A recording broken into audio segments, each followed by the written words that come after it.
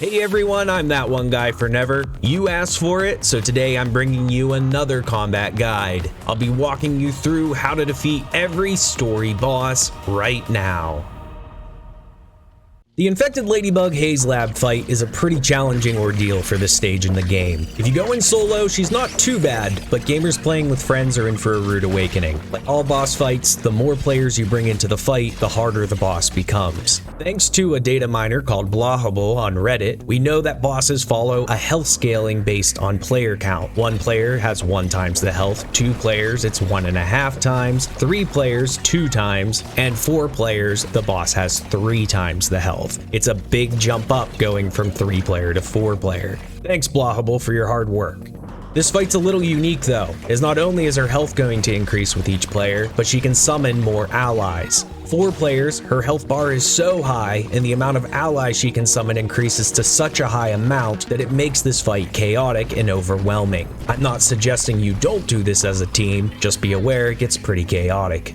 The infected Ladybug boss is 50% weak to fresh and busting, 25% weak to generic, that's club weapons like the Red Ant Club. She resists explosive by 50% and salty, spicy, and stabbing by 25%. She's very tanky and has high damage output, more than a standard infected Ladybug. Additionally, she can summon minions in this fight, infected mites and infected larvae. Now the infected mites are 50% weak to fresh, chopping, and slashing, but resist busting and stabbing by 25% and explosive and generic by 50%. The infected larvae are 50% weak to fresh and slashing, but resist salty, spicy, busting, chopping, and stabbing by 25% and explosive and generic by 50%.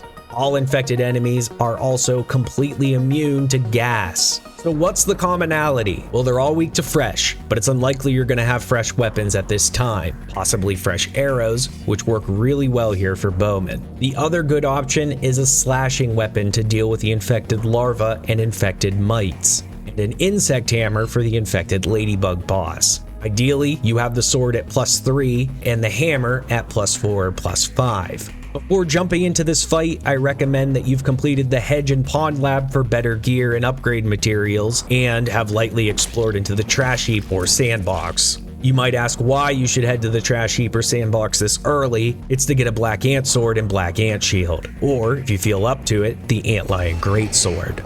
These weapons are a major bump up in damage from the Tier 1 Larva Blade. As slashing weapons, they'll be highly effective against the boss's minions.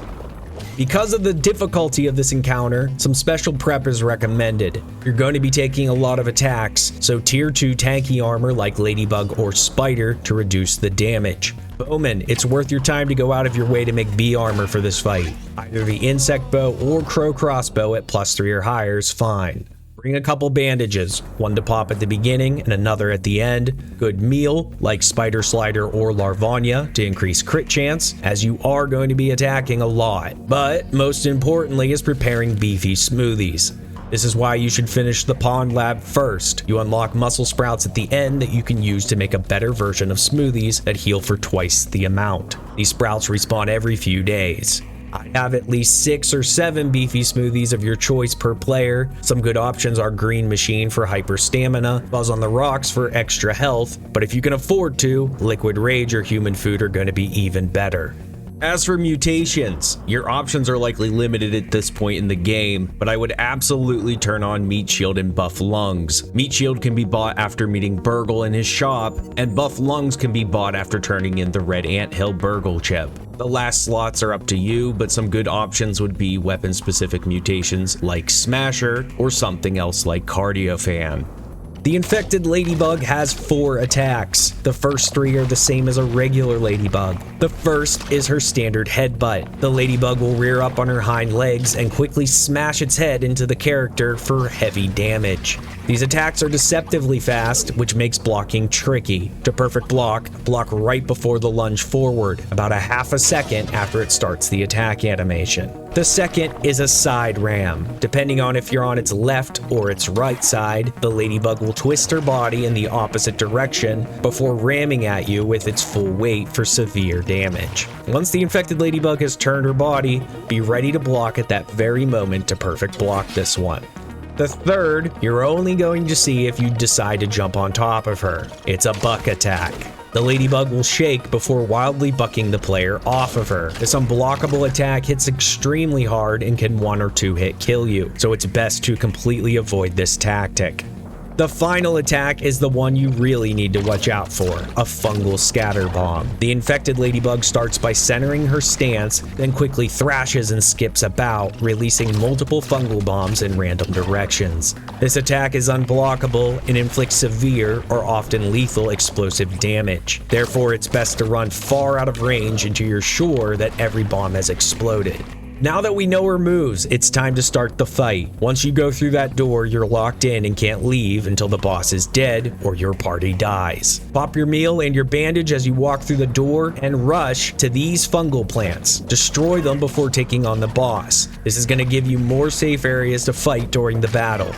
Next, rush the boss and try to inflict as much damage as possible before she summons adds. Once they're summoned, switch gears and take them out first. For solo players, you'll only have to deal with 2 infected mites. Keep moving, circling the mites as you attack them with a slashing weapon to avoid their fungal shot. From 2 to 4 players, the number of adds increases substantially. You guys will have to deal with both infected larvae and infected mites. Prioritize the infected larvae. Their damage output is very high, especially in groups. When fighting the larva, the main thing you need to watch out for is their double fungal explosion. If you see it begin to puff up, back away quickly and don't re-engage until after it's exploded twice. Don't worry about their acid goop on the floor, it won't damage you. The key to taking out the adds is to always keep an eye on the infected Ladybug, watching out for her fungal scatter bomb. Place objects between her and you, and always keep moving to avoid chip damage from the infected mites. If you get overwhelmed, try running to a safe corner and heal up. Once the adds are dealt with, this fight becomes very manageable. As much as possible, try to stick right up against the boss. Her attacks are slow, and she gives you large windows between them to deal lots of damage. If you see her starting to thrash and skip about, shooting out her fungal scatter bombs, look for a safe spot and pivot to it quickly. If at any point your health dips below half, you can safely run to a corner and heal up. The infected Ladybug cannot dash to you like a normal Ladybug, so it's very safe to do this. As long as you fight defensively, she should go down pretty easy at this point.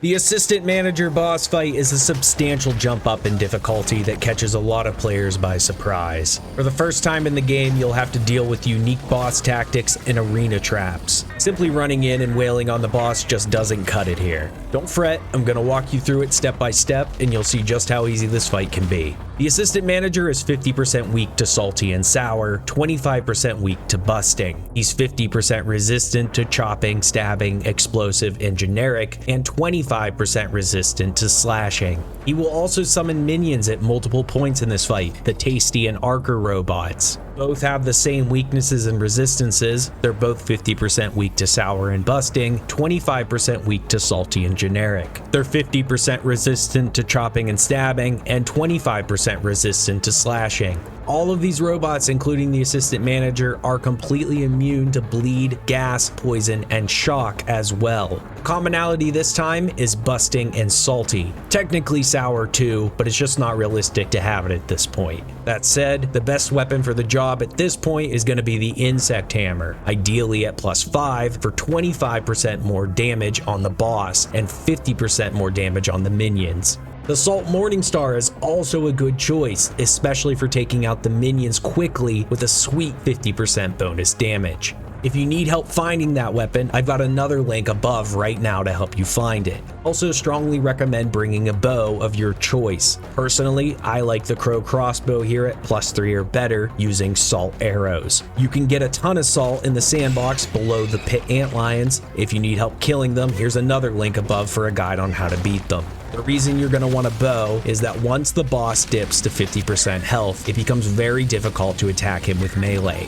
To avoid frustration and to end the fight quicker, it's nice to have a ranged option. I'd try to bring 30 or more salt arrows if possible. For armor, play to your favorites, as anything can get the job done here. But if you're struggling, tankier armor like Antlion, Ladybug, or Black Ant will help you stay alive longer.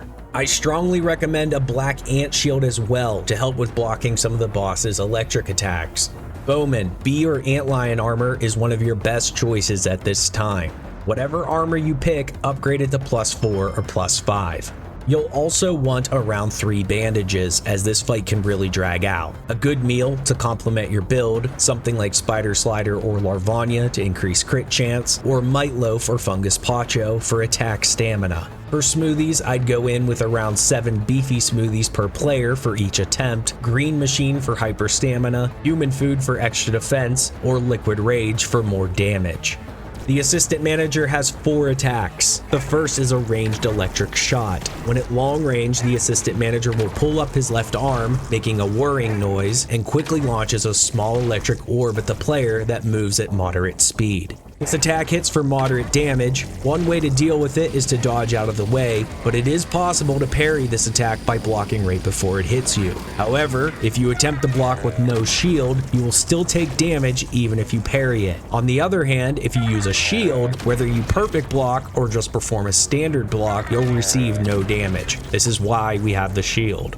His second attack is a charged electric shot. If at close or mid-distance, he'll swing his arm in front of him, then begin to charge up a large electric orb over 2 seconds. This projectile is slow moving, but inflicts moderately heavy damage. You can either dodge out of the way, or like the last, parry or block if you have a shield.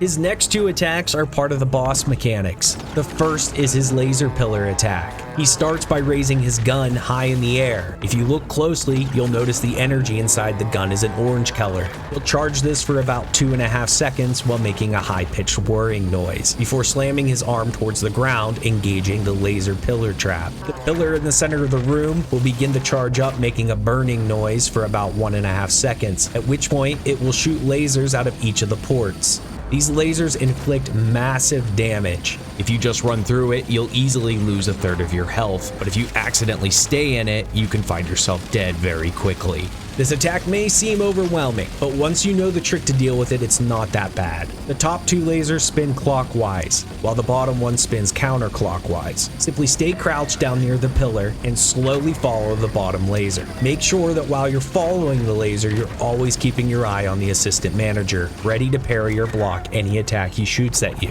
In his final phase, he pulls out yet another trap, his shock pillar attack. Much like the last attack, he starts by raising his gun in the air, but this time the energy is blue. He charges this for about 2.5 seconds while making a high-pitched whirring noise before slamming his arm towards the ground to engage the shock pillar trap.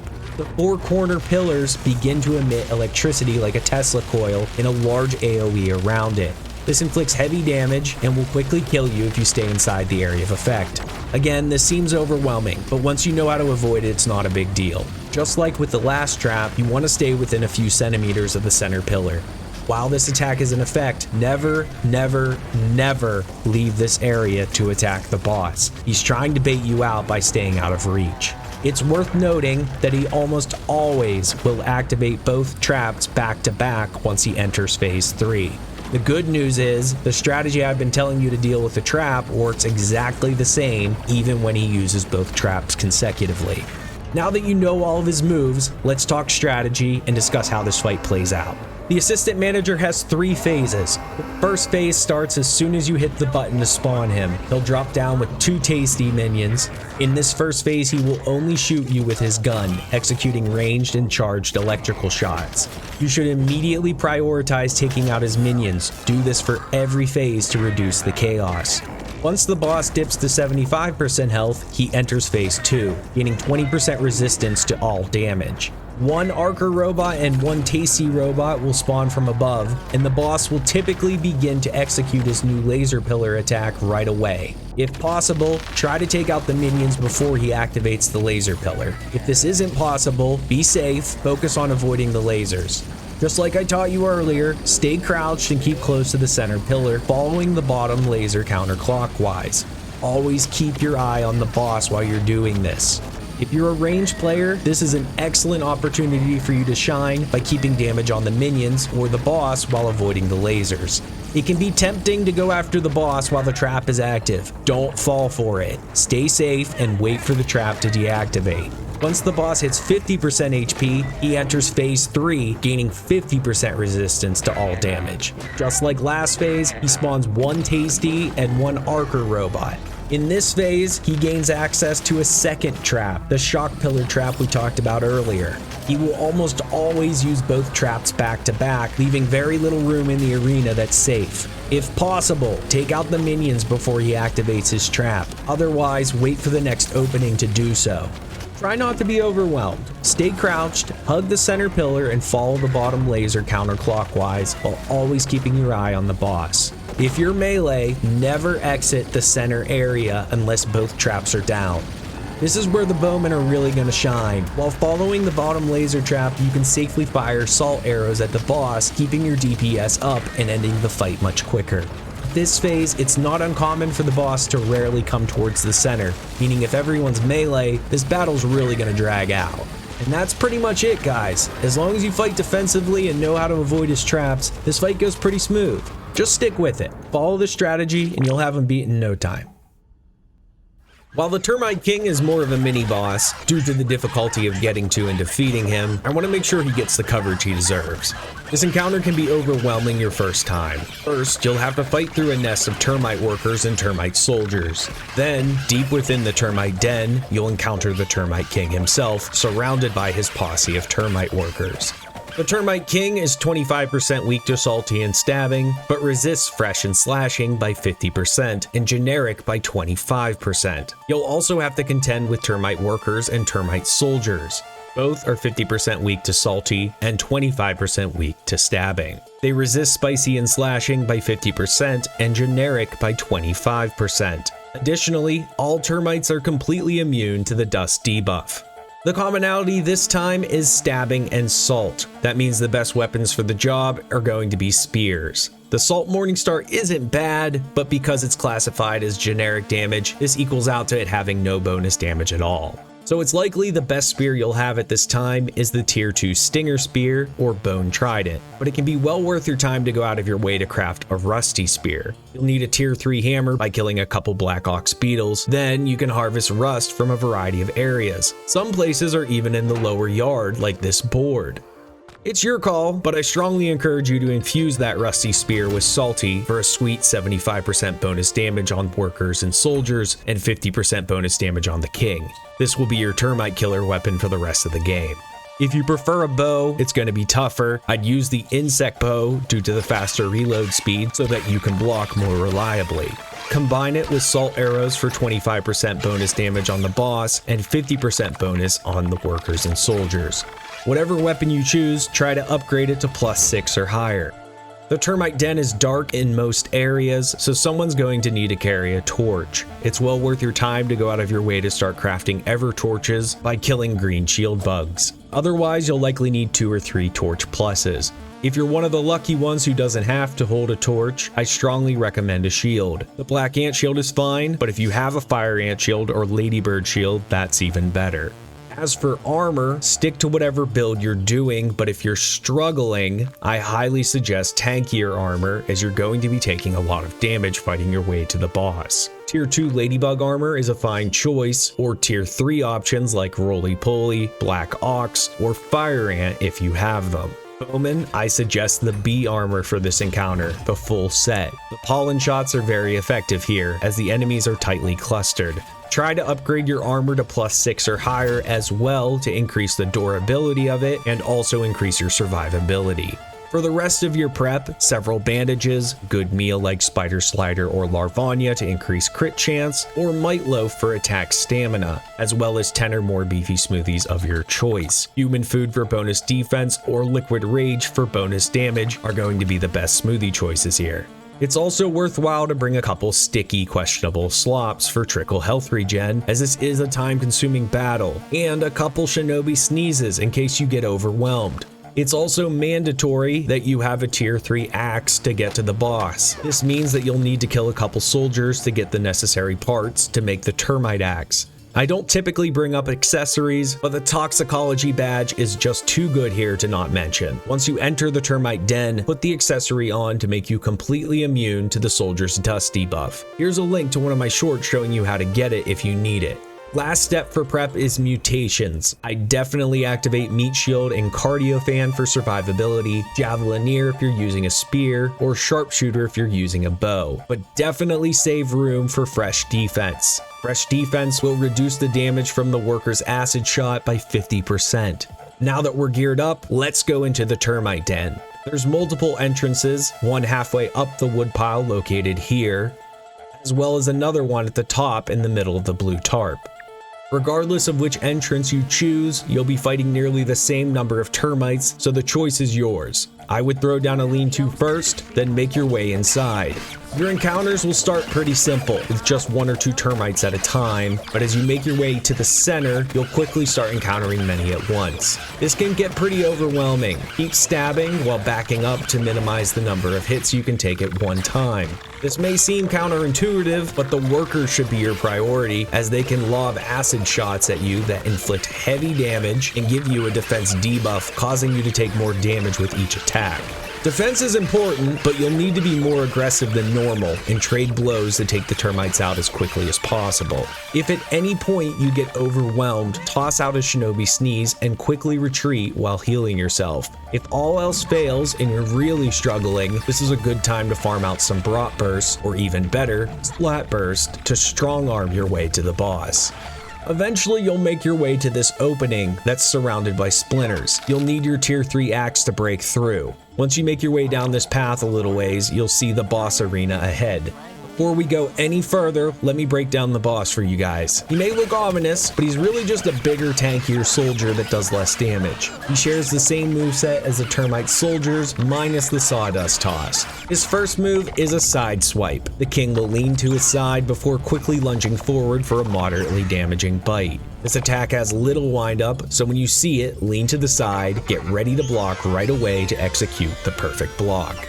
These next 3 attacks look very similar and can be very difficult to distinguish from one another. Luckily, the timing is very similar. The first of these 3 is his charged bite. The king will rear back with his pinchers wide while hissing at you before lunging forward for a heavy attack. To execute the perfect block, wait until he's leaned back and be ready to block a second later as the king lunges.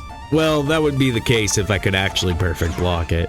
I can smell the failure! The next is a stunning bite, very similar to the charge bite. However, the king will not hiss or spread his pinchers this time. Be ready to block immediately after you see him leaning back to perfect block this one. This attack is executed faster than the soldiers, so be ready to block earlier. No matter what you do, you will always be stunned by this attack. This leaves you wide open for the termite workers. It doesn't matter if you're hit by it, imperfect block it, perfect block it, it always results in a stun. Not to be the bearer of bad news, but the boss actually prioritizes using this move more than any other, so be prepared. The next is a 3-hit combo. This starts very similar to the last 2 moves. The king leans back, but this time at a slight angle before lunging forward after a slight delay with a 3-hit attack. This can hit hard if not blocked. Thankfully, this attack is well telegraphed and the attacks are all executed in perfect rhythm. Perfect blocking any attack during this combo will cancel the combo out. But if possible, it's always best to block that first hit, blocking a second after the king leans back just before it thrusts forward. Alright, now that we know what the boss is capable of, let's take him down. The king is surrounded by several termite workers. The termite workers are the big threat here, as they will quickly whittle your health down with their bites, or even worse, their acid shots, so they should be your priority first. For solo players, it's best to use your bow to aggro one worker at a time while standing further down the tunnel before engaging the boss.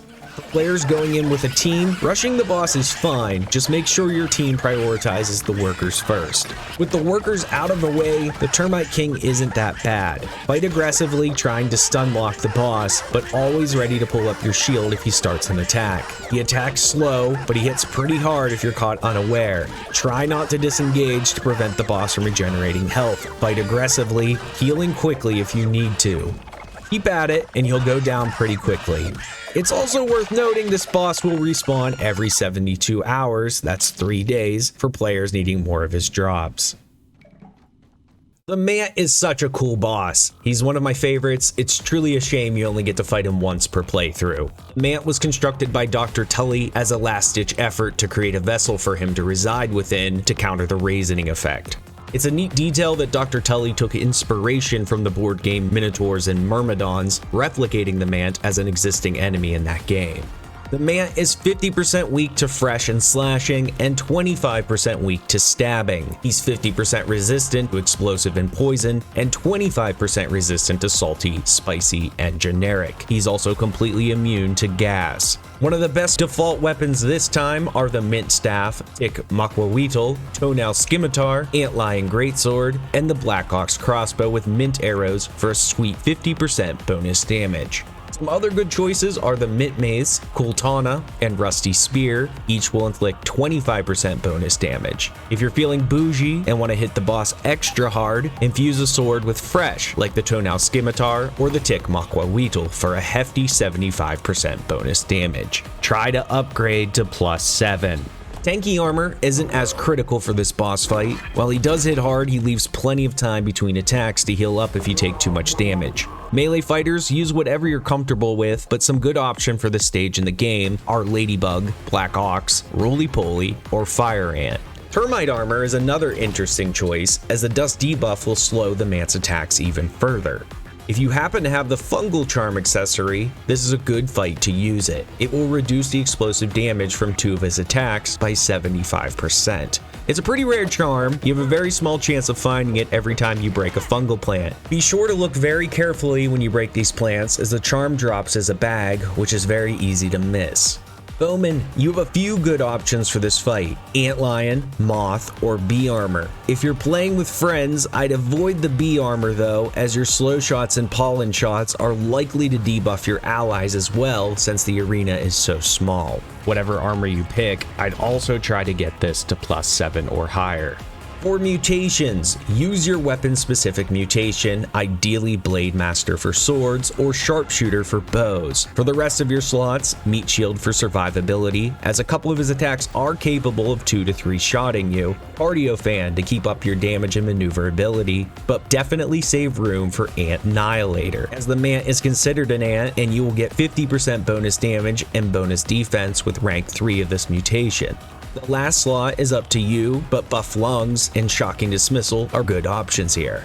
I'd avoid using Coup de Grace, as crits do some very strange things to the MANT's attack animations. Like most enemies, you can cancel out his attack with a crit, but with the MANT, you'll interrupt his attack animation, but he still attacks anyways. This creates a very dangerous situation where you're not sure when to block or parry, so avoid crits for this fight. You won't have to go crazy with preparing healing items. I'd pack around 7 beefy smoothies. You'll definitely need more to get to the MANT though. Human food for more defense, or liquid rage for more damage. A couple bandages and a good meal like Might Loaf for attack stamina, or Black Ox burgers for more health and damage resistance. Okay, let's break down the boss's attacks. This is a 3-phase fight. Phase 1 starts at the beginning when he's at full health. In this phase, he can use 4 attacks. The first is a Haymaker. The MANT pulls back his right arm and swings it strongly at the player, inflicting moderately heavy damage. This attack can easily be parried by blocking a moment before the fist makes contact with the player. His second attack is a Combo Punch, which inflicts heavy damage with each hit. At this stage of the fight, he generally only performs a 2-hit combo, but will occasionally swing a 3rd time for a 3-hit combo. This starts with him pulling back his left arm while making a gurgling noise, then swinging with his left, then swatting with his right, and the 3rd hit would come from his left again. Each of these attacks are performed in perfect rhythm and can easily be parried by blocking right as the attack is coming at the player. This attack is trickier than it seems though. The MANT can choose how many hits in this combo he will do based on the phase of the fight, up to a maximum of 4 total attacks. For phase 1, it's always best to assume he'll do 3 hits and prepare to parry each, rather than defending 2 hits, then going in for an attack of your own and being blindsided by his 3rd punch. His third attack is an overhead smash. He pulls both arms above his head while releasing a loud battle cry, then 1.5 seconds later smashes the ground for moderately heavy damage. Parry by blocking just as his fists begin to slam down. Regardless if you're hit by this attack, block it, or parry it, you're always going to be knocked back by it. This next one is a spore grenade. You generally see this attack in the first half of this battle. He can do it at any point, but he prioritizes this attack if you're at mid or long distance. Bowmen keep that in mind. He'll reach behind his back, grabbing a spore grenade and toss it in the direction of the player. This grenade will blow up about a second later, inflicting severe explosive damage that cannot be blocked. The best strategy is to simply pivot far out of the way to avoid the AoE damage. If you have the fungal charm, the damage from this attack will be reduced by 75%. Once the boss hits 75% health, he enters phase 2. In this phase, he continues to do the last 4 attacks, but gains access to 2 new ones. The first of these 2 is his summoning ability. He'll pound his chest with his right arm 2 times, letting out a roar, and then summoning a fire ant to fight for him. At this phase, he only summons a single fire ant worker at a time, regardless of the number of players in the battle. It's best to prioritize defeating his summons first, as they can be very troublesome if ignored. An easy strategy to juggle both enemies is to place the fire ant between you and the boss. The MANT has a very hard time of targeting you with the ant between you. You can even occasionally get lucky where he will attack and damage his own ally for you. The next attack is his triple back explosion. He roars loudly while squatting down, exposing his back, and then immediately his back will erupt 3 times in a row, inflicting severe explosive damage with each hit in a wide AoE around him. This attack is unblockable and can easily 2 or 3 hit kill you. As soon as you see him squat down and his back begins to bubble, run backwards as quickly as possible without pulling up your shield, as this would slow you down. Most of the time you can dodge all of the damage with this strategy, but worst case scenario, you'll only get hit by 1 of the 3 explosions, which you can easily survive. It's worth noting that if you have the fungal charm, this will reduce the damage from this attack by 75% as well. In this second phase, you also need to keep an eye out for his combo punch. In this phase, he generally unleashes a 3-hit combo, but will occasionally throw out a 4th punch. The first 3 attacks are in perfect rhythm, the 4th is delayed by a full second. It's pretty rare that he pulls out the 4th punch at this stage, so as a best practice, plan to block 3 attacks before you attack back. Once he hits 50% health, he enters his final phase, phase 3. He keeps all but 1 of his old attacks with some minor differences. In this phase, when he summons, he'll summon a single fire soldier ant. He'll also stop using his spore grenade attack, instead bringing out a new one. This new attack is his web sling. He pulls back his right arm, then thrusts it at a player, releasing a web projectile that moves with moderate speed. This inflicts very minimal damage, but will pull you closer to the MANT and interrupt any animation you're in the middle of. This attack is pretty much no big deal, more of an annoyance than anything. If at mid or long distance, you can easily dodge it by strafing left or right. If you're close to the MANT, simply walk right up to him and the attack will release above your head, completely missing you. Just keep in mind, it's not possible to block or parry this attack. In this stage, his combo punch can wildly vary between 2 to 4 attacks. Play it safe and always plan for 4 attacks before going in with attacks of your own. Now that we know what to expect, let's walk through the actual battle. Before jumping through the ceiling, make sure you eat your meal and pop a bandage. As soon as you jump down, the boss is going to aggro on you and immediately engage. At this stage, the MANT has 25% resistance to all damage. Fight defensively in this stage, either blocking or parrying, and then go in aggressively with a couple combos of your own. The MANT is a relatively easy boss, honestly. While he does hit hard, he leaves wide gaps between attacks for you to inflict lots of damage or heal if you need to.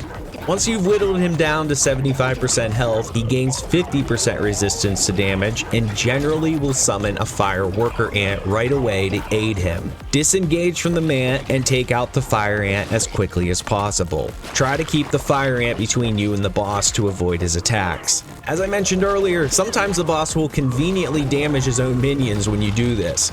With the minion dead, re-engage the boss, continuing to fight defensively. In this phase, you need to keep a sharp eye open, looking out for his triple back explosion. This attack is devastating and can quickly wipe out your whole team if you don't know what to look for.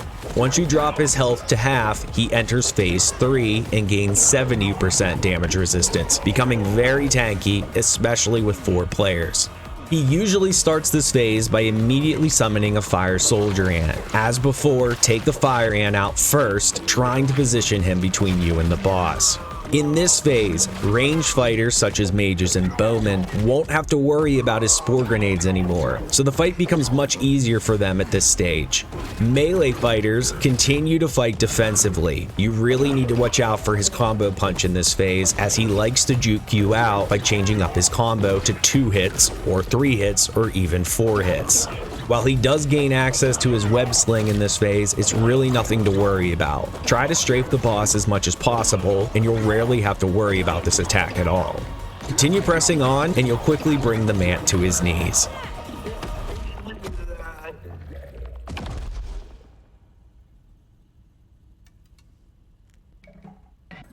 Director Schmector. Boy, does this guy have it coming. This fight plays out very similar to the assistant manager boss fight, with lots of traps, minions, and of course robots. Schmector is 25% weak to sour and busting, but resists everything else. He's 50% resistant to spicy, chopping, generic, stabbing, and explosive, and is 25% resistant to fresh and stabbing. He's also completely immune to bleed, gas, poison, and shock. Additionally, he'll summon Orc Weaver Juniors during this fight at various times. The Orc Weaver Juniors originally had a programming error, being given the wrong weaknesses, but the devs fixed this towards the end of 2022. Orc Weaver Juniors, like all orc creatures, are 50% weak to sour. The rest of the weaknesses and resistances are based on the actual creature. In this case, it has no other weaknesses, but is 25% resistant to fresh, generic, stabbing, and poison.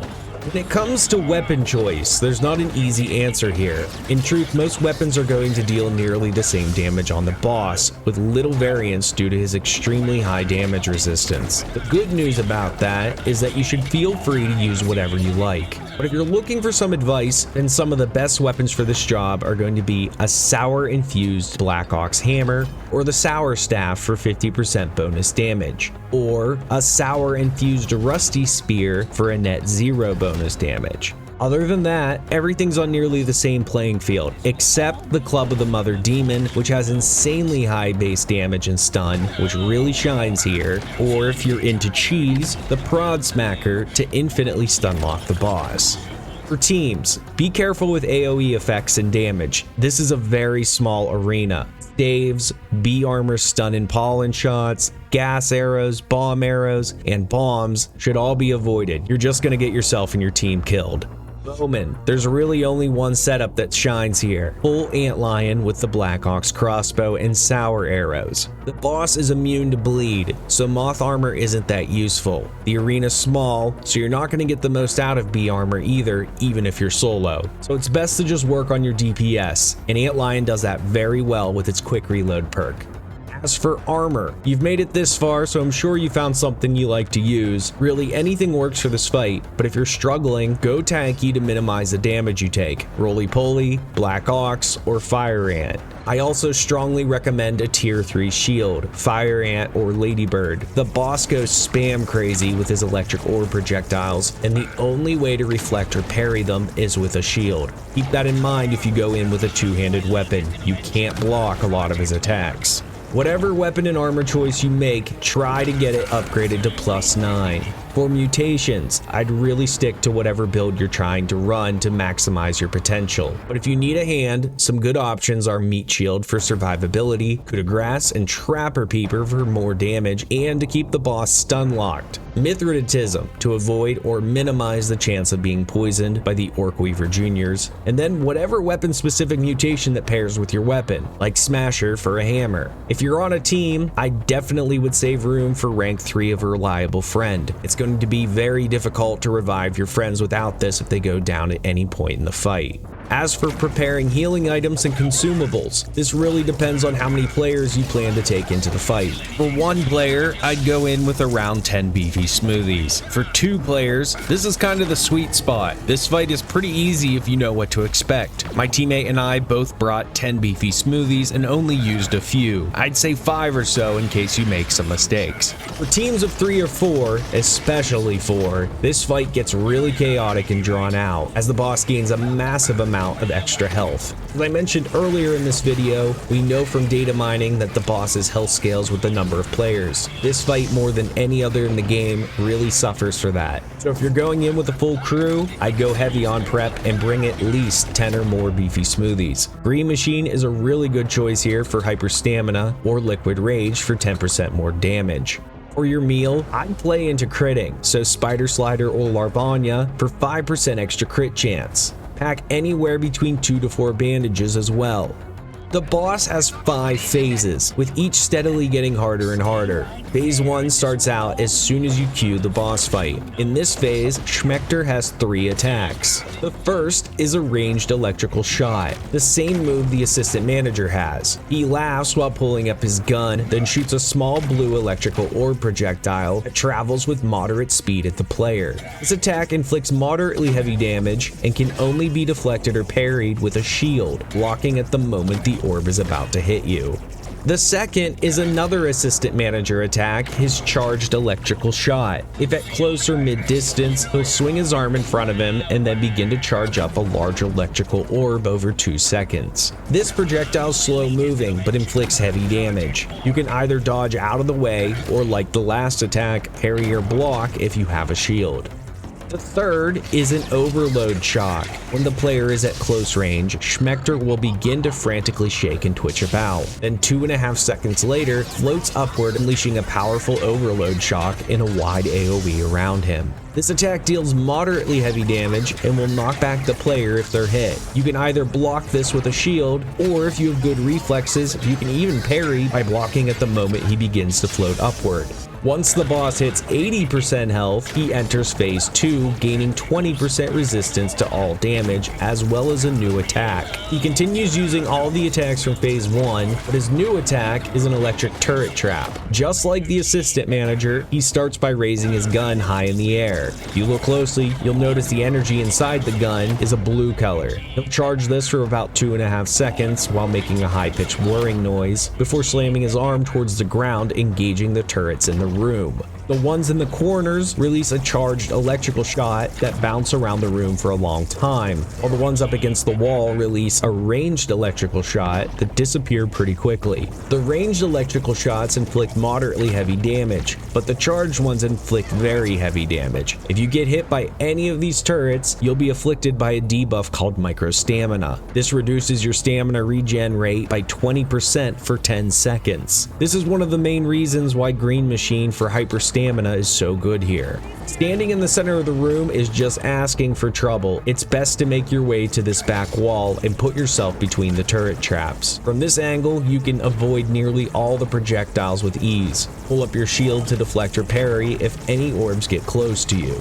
Once Schmector reaches 60% health, he enters phase 3, gaining 50% resistance to all damage, and pulls out yet another new attack. He will briefly, during this phase, stop using his electric turret trap. He starts by saying, "Let me show you my latest invention, Project Orc," while raising his gun high in the air, but this time the energy will be an orange color. He charges this for about 2.5 seconds again, while making that same high-pitched whirring noise, before slamming it towards the ground, opening 2 hatches in the corner of the room that release a total of 2 Orc Weaver Juniors. These spiders are much stronger than the original version, and can inflict you with poison, so it's best to deal with them first to lessen the chaos. These guys are weak to sour, as they should be, not spicy anymore. Keep in mind, Schmector can repeat this move many times throughout the fight with only a short cooldown. Keep on your toes. Once you whittle Schmector down to 40% health, he enters phase 4 and gains 70% damage reduction. He becomes super tanky, taking huge levels of punishment to take him down. In this phase, he briefly abandons the last 2 traps, but gains access to a new one. He'll say, "Ominate is the future, and I'm its architect. Cue green lasers," while raising his gun high in the air. The energy is orange this time. He charges this for 2.5 seconds while making a high-pitched whirring noise, then slams it to the ground, activating 4 sets of deadly laser traps. The first 2 sets are stationary and block your way to the door that you originally entered from.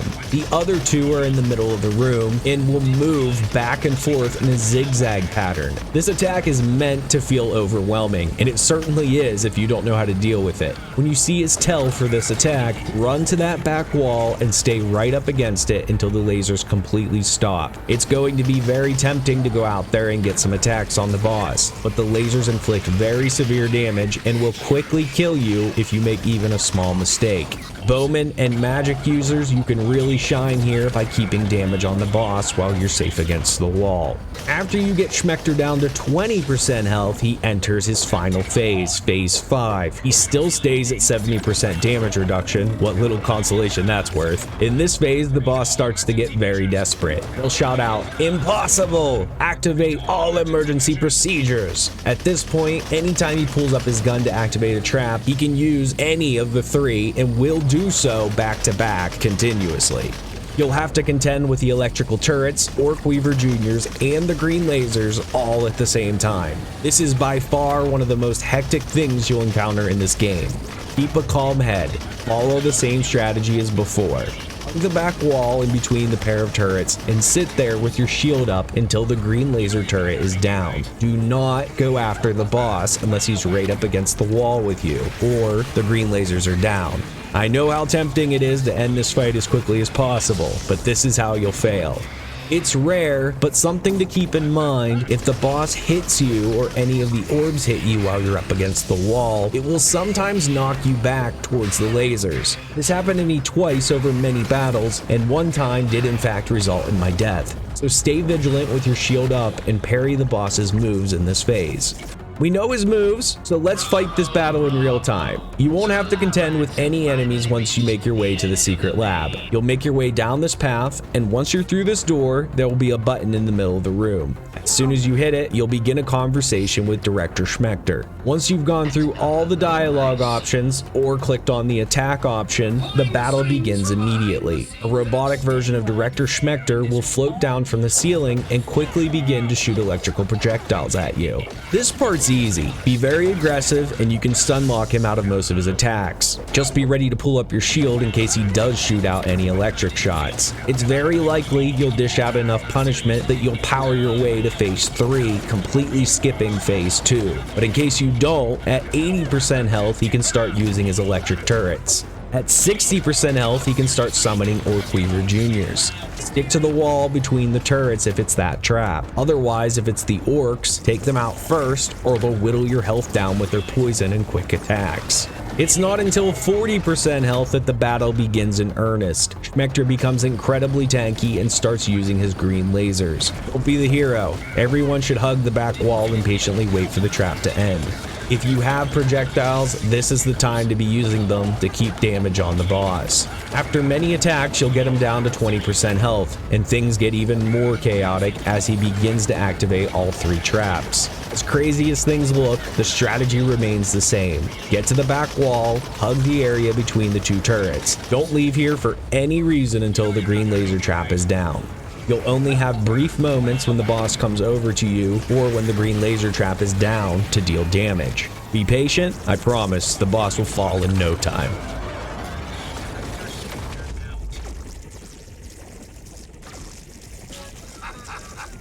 Oh, it seems you've been a busy bee, Dalton. Well, that was another fun and wild adventure. I learned a lot while making this, and I hope you did too. I sincerely hope that I've given you the know-how and courage to face all the game's story bosses. If you're looking for some help for the Broodmother and the Mantis, don't worry, that's coming soon. If some of the regular bugs in the game are giving you trouble, please check out this video on screen where I cover how to defeat every regular enemy in the game. Thank you all for sticking around. See you all next time.